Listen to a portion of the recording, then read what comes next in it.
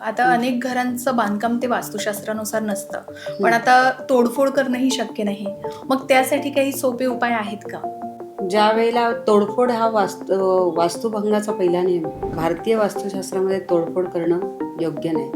कारण तोडफोड केली की वास्तुभंग तिथे एक तयार होते.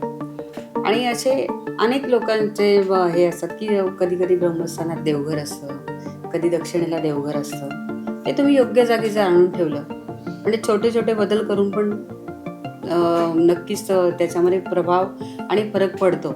उत्तर-पूर्व ईशान्य ह्या जलतत्वाच्या दिशा आहेत. जिथे सूर्याची पहिली कॉस्मिक रेज सूर्याची पहिली किरणं, अतिनील किरणं जी येतात, ती आपली ईशान्य पूर्वेला येतात. म्हणजे सूर्यप्रकाश जास्तीत जास्त आपल्या अंगावर पण यावा म्हणून तिथे प्रवेशद्वार असावा आणि पाण्याचं संसाधन तिथे असावं. जलतत्वाची दिशा आहे.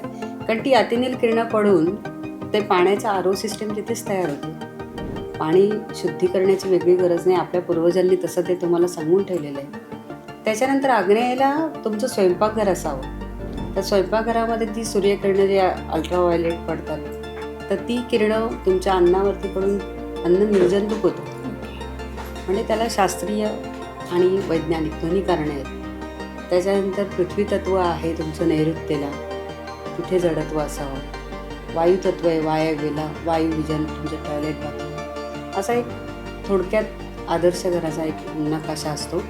त्याच्यानंतर व्यवसायाच्या ठिकाणी सुद्धा तुमचं कारखाना आहे, तुमचं हॉस्पिटल आहे किंवा तुमचं कुठलं ऑफिस आहे, त्यावरती ते डिपेंड करतं की तुमची वास्तू कशी तिथे कशी स्थापित करावी.